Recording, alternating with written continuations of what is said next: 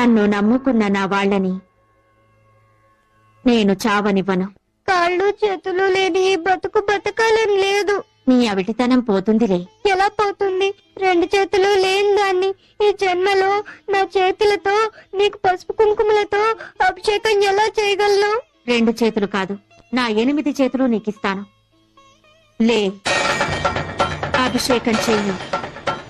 లే.